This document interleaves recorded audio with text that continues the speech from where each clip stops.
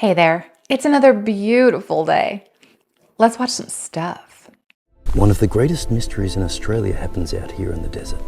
This is the land of the Million Lights. Stories of these lights go back centuries and have been recorded in several different indigenous groups. And too many people have seen them in modern times for them to not exist. And these orbs mysteriously appear, sometimes still, sometimes seeming to chase the people. They say anyone that chases the lights and catches them never returns to tell the tale. And although we can't explain them, there have been several hypotheses on what these lights could actually be. From bioluminescence, geophysical lights, animals, atmospheric mirage, phosphorescence, or according to folklore, the spirits of ancestors traveling through the land. We may never know. Of course, if you ask me, I'm always going to say aliens. The Brown Mountain Lights are a mysterious phenomenon observed in the Blue Ridge Mountains of North Carolina. Locals have reported seeing glowing orbs of light appearing at night along the ridge.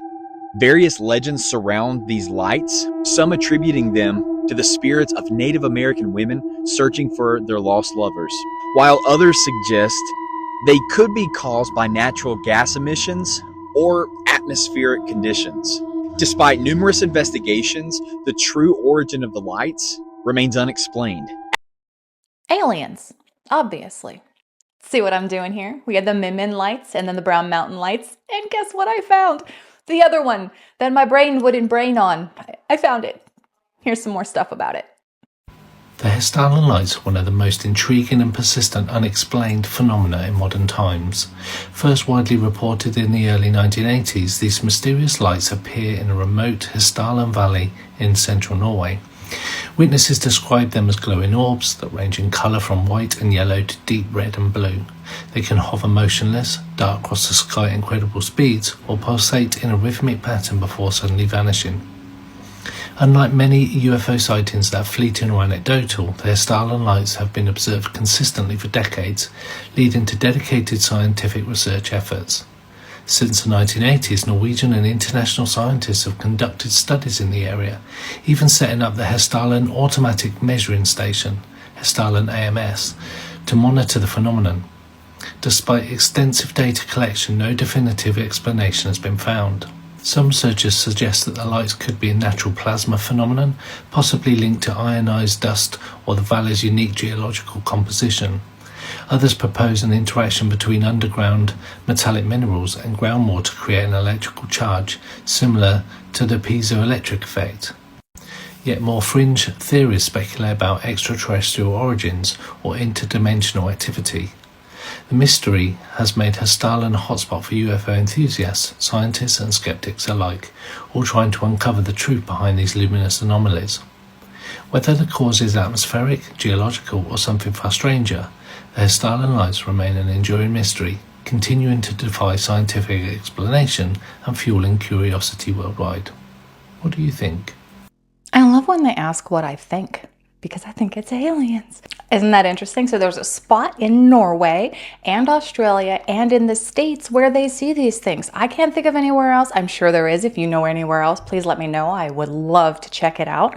But it's gotta be aliens. Because, I mean, it's the same thing happening in these different locations, which is absolutely phenomenal. And that's just the first place my brain goes, because I love them. Oh, hey, while I got you here, do me a quick favor, hit that like button, and if you haven't already, please consider subscribing. Unidentified aerial phenomena ends up appearing, and then what happens within minutes following? The Black Hawk helicopter comes right over the mesa, descends over the property, and just hovers right over the south field. This isn't above the men. This is right there, low hover above the field south of Homestead 1 and the command center. Okay, so I am going to further deepen my hypocrisy in talking about these Black Hawk helicopters. I know, it's terrible. I said I wasn't going to, and then I continue to do it. Sorry. But I just heard, I was watching Explore the Weird yesterday, and he had a clip where they were talking about how these Black Hawk helicopters have been unmanned for some time. Not all of them, but they do have unmanned capabilities. And that there's a possibility that that one was not being flown by the individuals that were on it. Now, conspiracy brain that as you will, but what the heck? So you accept my health insurance, correct? Yes, but you're out of network technically. I don't understand what that means. You can use it here. It's just going to be more expensive. Okay, whatever. You can get me the medication I need to stop my headaches, right? Yes, but no. Yes, but no. First, I have to give you something that probably won't work. And then after using that for a while, when it doesn't work, I can maybe get you the medication that does work. Okay, if that's how I have to get it, just call it into this pharmacy. You know, I don't think that that pharmacy accepts your insurance. They don't.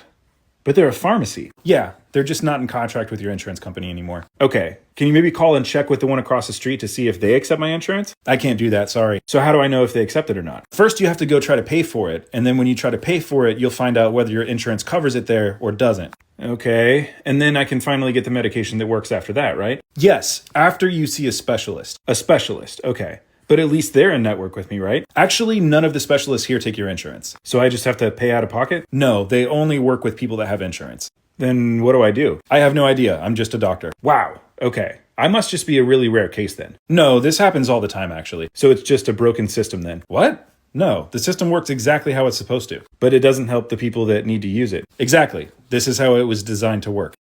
Ladies and gentlemen, the American healthcare system. That's pretty much exactly how it is. You can't make this stuff up. So Bill Gates wants to build a smart city in Arizona called Belmont.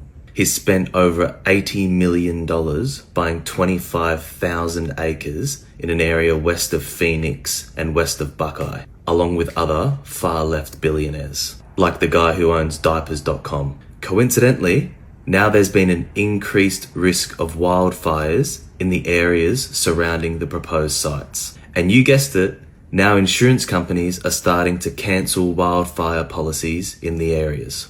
Sounds familiar to something else, but I'm not saying anything. I'm just giving you some facts. So this has actually been in the news since 2020, that is actually what he wants to do. But it certainly is interesting how suddenly the area around it is a fire hazard and insurance is ducking out.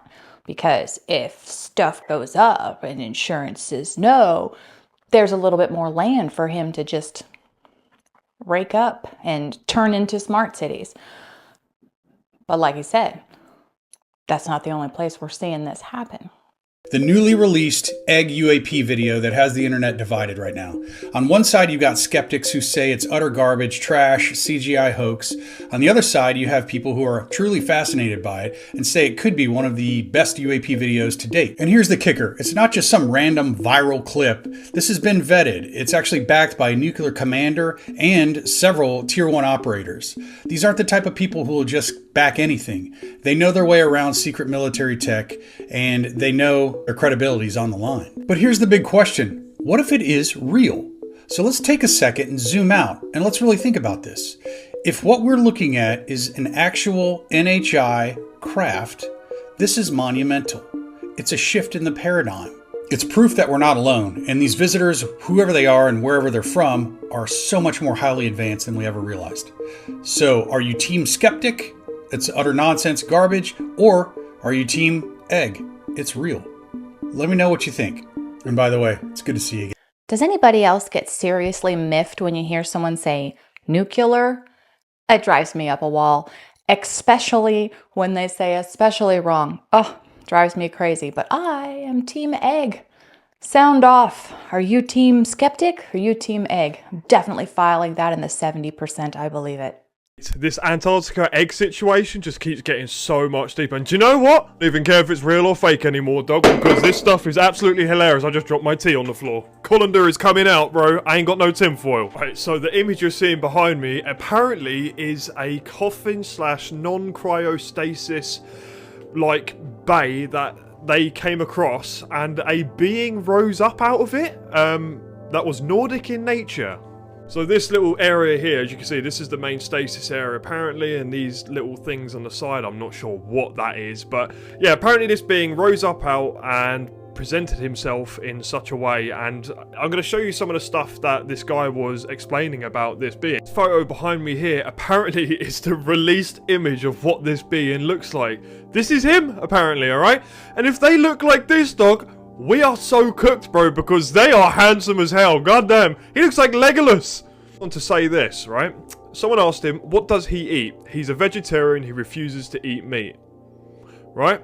Does he think we shouldn't eat animals? Never spoke about our food habits. Why are people getting abducted? Because of the Eisenhower alliance with the Greys. Look it up, most of it is true. Does the being eat, sleep, poop or puss? Yes, apparently, right?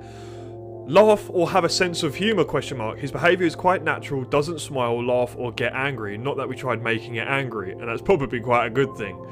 Is it curious? Yes, a lot. We've been filling him in about our history and events he learned so fast. In a few weeks he learned German, English and most of our known history. Some of it he already knew.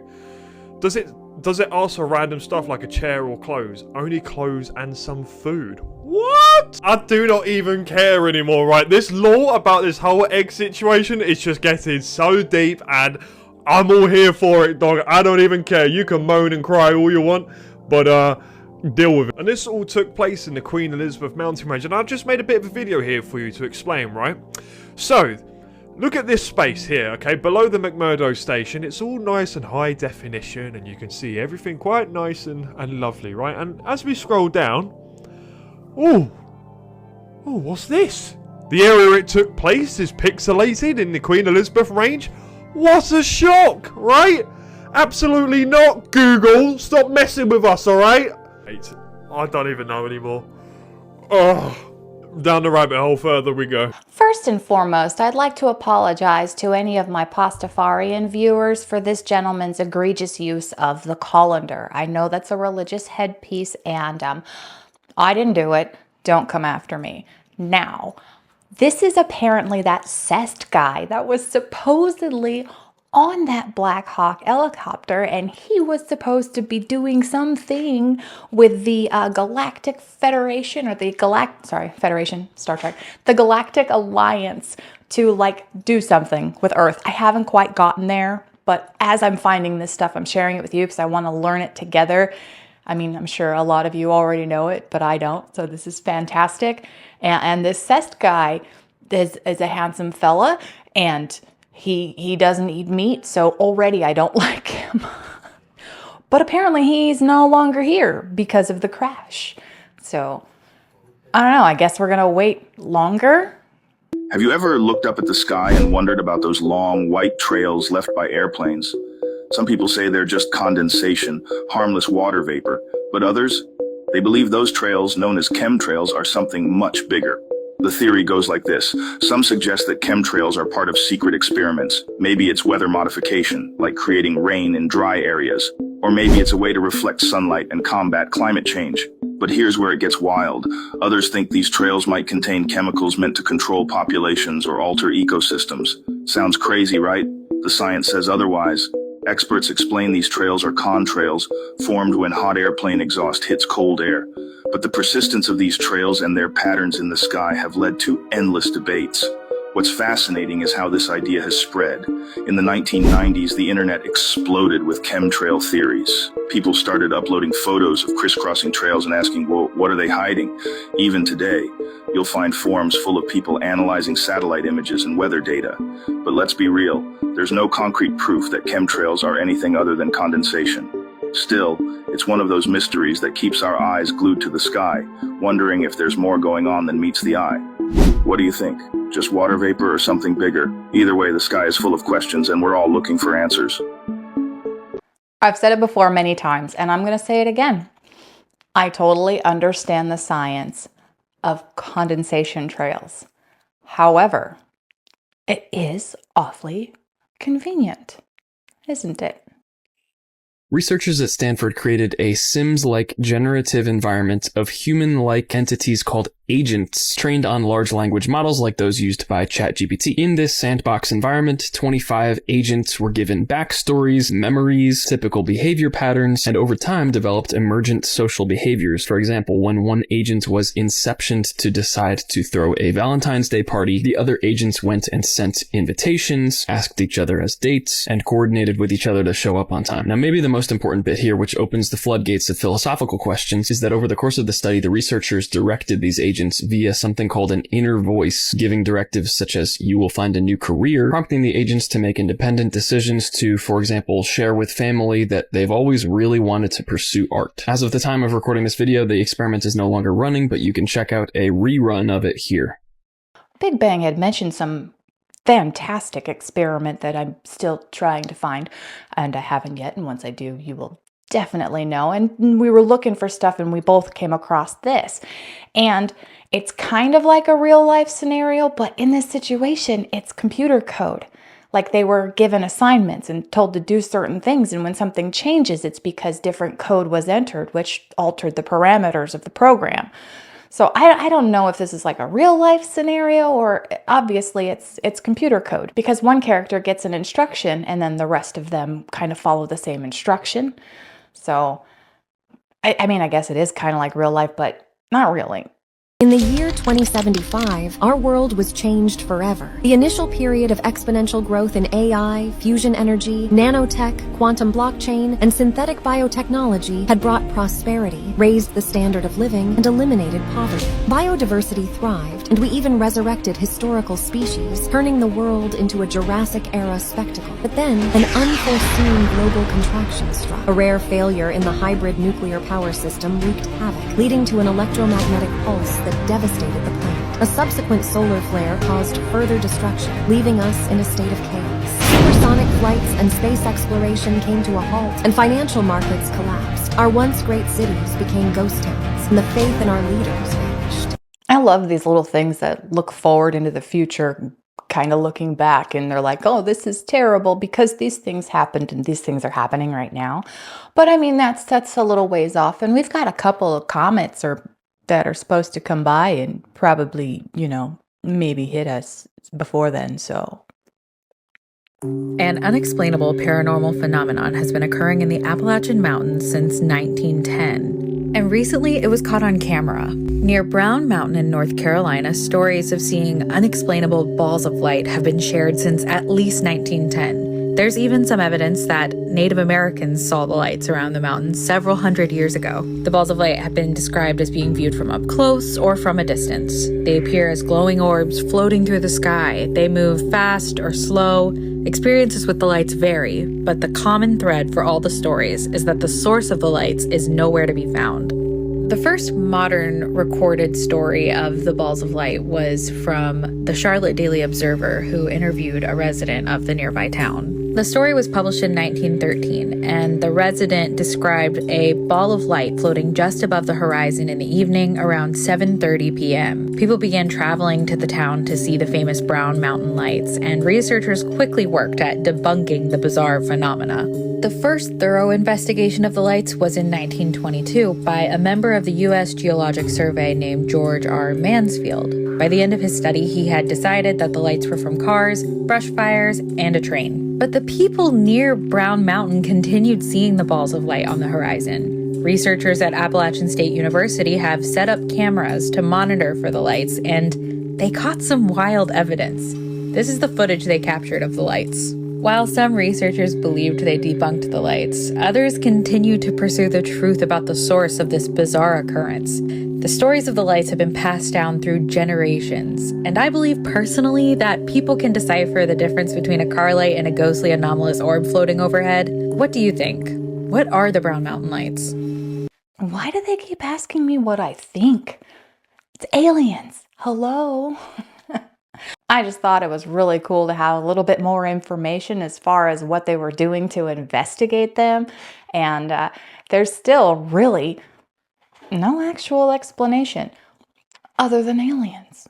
This is the number of people in each age group who our Social Security Department says is still alive. We apparently have more than 6 million between the ages of 90 and 99. And that's not even where the craziness starts. See, because we also have nearly 5 million between the ages of 100 and 109, 3.6 million between 110 and 119. I'd like to remind you that the oldest person recorded on Earth right now is 116 years old. But that can't be true, because according to our Social Security Department, we have 3.4 million that are between the ages of 120 and 129. 3.9 million between the ages of 130 and 139, 3.5 million between the ages of 140 and 149, 1.3 million that are 150 to 159 years old, and we not even have people who are above 200, but we even have one who's above 360. And let me just remind you, once you're past this bracket, all of this is eligible for Social Security. But yeah, there's no fraud. My husband and I were talking about this yesterday when this information came out, and there's a lot of theories as to where this money is going. I want to know what you think. I'll tell you a couple of our theories. We think that they're kickbacks. Like, some people are like, oh, just keep them coming and I'll take them. We also think that there's a possibility that illegal immigrants were given Social Security numbers of people who had been deceased. But I would like to know what you think, so let me know. Hell, if you've got anything to say, let me know in the comments, because I love chatting with you guys. My favorite part about the whole discovery of quality of life that Americans are going through right now is property tax. Not food, not phone bills, not property taxes. That is my favorite of all of this that is going on right now. Americans are now realizing that in other countries, Africa, China, all these places, when you buy a house, when you purchase land or purchase a house or whatever, you pay property tax one time.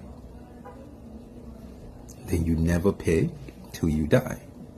And then when your children inherit it, they pay tax one time. And they never pay till they die. Meanwhile, Americans are out here paying property taxes every month, and if they don't pay it, they lose their homes that they own. Mind you, this was a country that was started specifically because of ownership and self-reliance and self-governance, and homes that they own. Basically, Americans have now learned that their entire existence in this country is subscription-based. Everything is subscription-based, and that's been my favorite so far. I had never heard that term before, subscription-based, and I absolutely love it. And it is so true. We pay so much in property taxes, and it varies from place to place. Everything is taxed, like so much. And where are our tax dollars going? We're learning, aren't we? Do you understand how fucking crazy computers are? Listen to this. We took rocks out of the earth. We took silicon rock. Then we took other rocks. We took boron and phosphorus, and we threw rocks at the rocks, and now we have fancy rocks. The rocks, when you put electricity into them, are able to think. And now we have data centers full of thinking rocks, and we're afraid that they're thinking too much, and the thinking rocks are going to outthink us and take away our jobs. I don't know how we got here, and I'm very concerned. Like, totally. That's how I feel every time I think about how a friggin' computer works. Just rocks. It's rocks, and they do things, and it's just mind-boggling. It's like how when you put a piece of paper on a mirror and put something behind it, for somehow it can see it. How is that? I'm not smart enough for that stuff. So it doesn't brain inside of my brain. So on Friday, we checked out the prequel to this story that we're going to watch, this 10-part story. And I hope it doesn't suck, because we've got 10 episodes that we're going to invest into this story. And I hope it's good. And we're going to watch it together for the very first time. So here we go. Part 1. So he says, get on this thing. I did. And we rode it into the center hangar. And we stopped. And we're sitting there. And then these yellow caution lights start flashing all the doors. And then now the floor comes these little pipes with chains hooked to each pipe. So a guardrail's coming up. And I thought, what is that for? They don't want people walking in this building. Well, I got the answer pretty quick. The floor of this hangar is bigger than a gymnasium. The entire floor goes down. It's an elevator. And I thought, man, it's a big elevator, and with a concrete floor like that, it's got to be 100 tons of concrete here. And I thought, man, you can't be using chains or cable moving something this heavy. Sure enough, weren't. After we got down below the floor, you can see them spin, about 12 of them, spinning in the walls. They're worm gears. That's the heaviest load-bearing gear we ever know of. Each one was bigger than a sequoia tree. Wow. And I thought about that. I thought, where'd they cast and manufacture those things at? Just amazing. We went down and I was... So it could hold a spectacular amount of weight. Absolutely. I mean, you could drag an aircraft carrier in there and drop this thing. Right. So whatever they're moving is really heavy. So we drop down, we go down, and I'm counting feet, and estimate we're about 200 feet down, and we flush out with the floor, and man, what you see next is nuts. You're looking straight forward. The other three walls are solid, so you're looking one way only. You're looking at this, like Mammoth Cave, if you ever been in that thing. Oh, I have been. Yeah, in Kentucky. Yeah, that cavern thing. Yeah, it's like huge. that, but this is that 10 times the size of it. Wow. It goes down, I guess, from the floor to the top of the arc. It's probably 100 feet. That's a lot. And then it comes down to the sides and goes straight down, canters down, and then it's perpendicular walls. In these walls are all these shops and hangar bays and offices. You can see people working in office. And we're just getting it on this go-kart thing. And we go past all these hangar doors every once in a while. And some of the hangar doors are open partially. And, man, I saw some things in there I just can't explain. There was some really unusual craft. I can't tell if they were aircraft or spacecrafts. Went on down further, and there was another thing over in the hangar, and it was open a little bit wider. Man, this thing was a moose of an aircraft. It looked like an XB-70, the Valkyrie, but it had some different canards and different air intakes. So it's something else. Now, the first Valkyrie was destroyed in a crash. It sucked up a camera plane in its tail. The second one was in a museum, the Air Force Museum, Wright-Patterson. So what was this thing sitting here? Right. And once again, it had all kinds of things hooked up to it in drip pans. Well, this thing's running. I don't know what it's doing.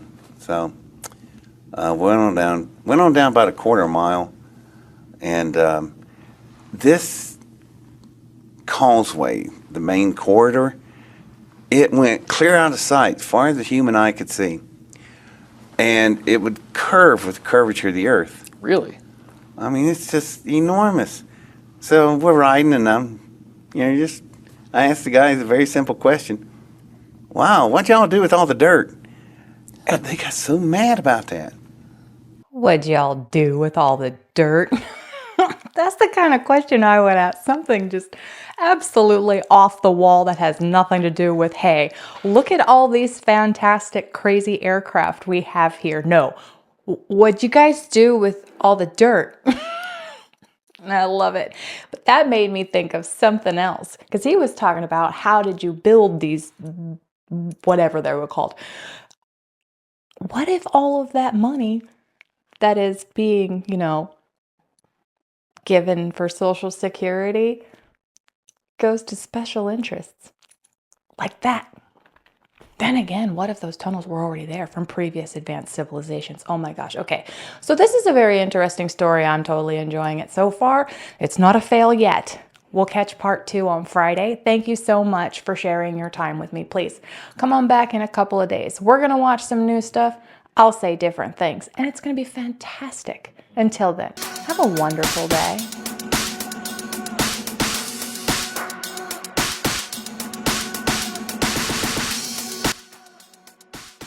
I understand that I am furthering my hypocrisy by talking about the Black Hawk helicopter things, but apparently...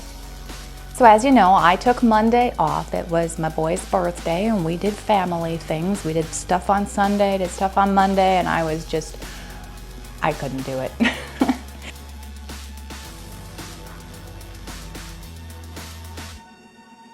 All right, so on Friday, we checked out the prologue,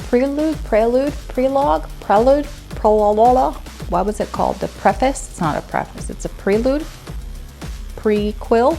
It's a prequel. Oh my God.